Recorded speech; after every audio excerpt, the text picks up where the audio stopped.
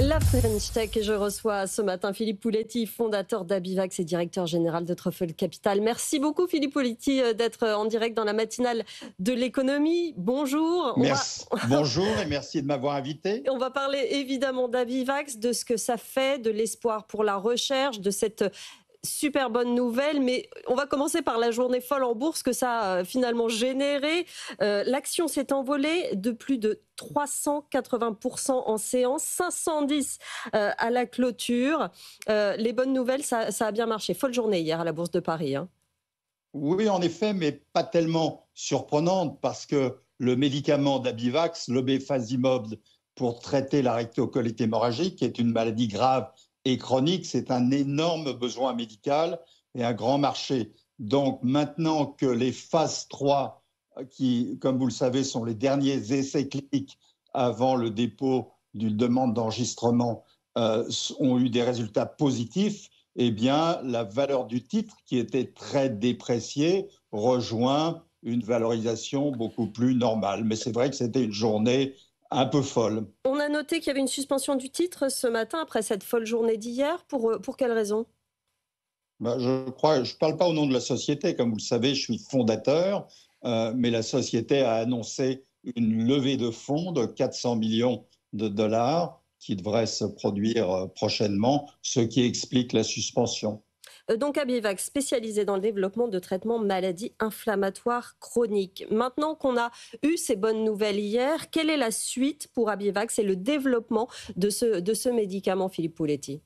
Alors, comme on est dans une fenêtre négative, je ne vais pas être très spécifique, mais disons, quand on a fini des essais cliniques de phase 3, eh bien, la suite, c'est de préparer un dossier d'enregistrement qu'on appelle NDA aux États-Unis auprès de la FDA, qui contient les données cliniques d'efficacité, de bonne tolérance, de phase 2, de phase 3, les données de fabrication, de contrôle de qualité, etc., qui sont nécessaires pour les agences réglementaires pour évaluer une demande d'enregistrement, de mise sur le marché.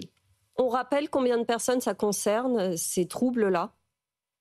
Alors, le nombre total de patients avec une rectocolite hémorragique, c'est de l'ordre de 5 millions dans le monde. En France, c'est entre 50 et 80 000 patients. Et la fréquence de la maladie, pour des raisons un peu obscures, augmente. Et ça fait partie des maladies intestinales inflammatoires, apparentées également à la maladie de Crohn. Donc, c'est un énorme besoin médical parce que les traitements actuels ont souvent une efficacité courte, alors que l'objectif, c'est bien de mettre les malades en rémission le plus possible pour une durée la plus longue possible. L'idée, c'est de le commercialiser en même temps sur le continent américain et sur le continent européen ? Alors là, je me garderai de répondre à cette question. Vous regarderez les rapports d'analystes, mais le marché américain et le besoin médical, c'est le plus gros dans le monde, donc c'est la priorité. Mais bien sûr, l'objectif d'Abivax, qui est l'objectif en général de Truffle, c'est de mettre à disposition les innovations auprès du plus grand nombre de malades possibles dans le monde. Avec une date de mise sur le marché, quand ?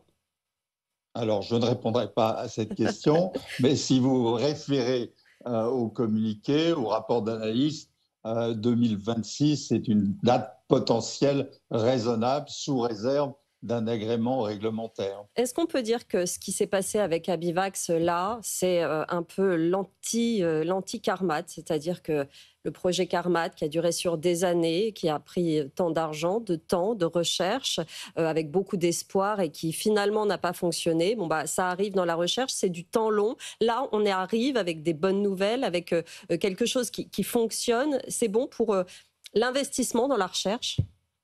Alors oui, c'est bon pour l'investissement dans la recherche, mais pour une société comme Abivax ou pour Carmat, il faut réunir tous les ingrédients nécessaires, c'est-à-dire un besoin médical fort, c'est-à-dire beaucoup de moyens financiers, avec une équipe de management, un conseil d'administration très compétent. Abivax, Marc de Garidel, qu'on a recruté il y a 2 ans, est une star dans le domaine de la biotech. Donc, quand il manque un de ces ingrédients, eh bien, il peut y avoir une chute.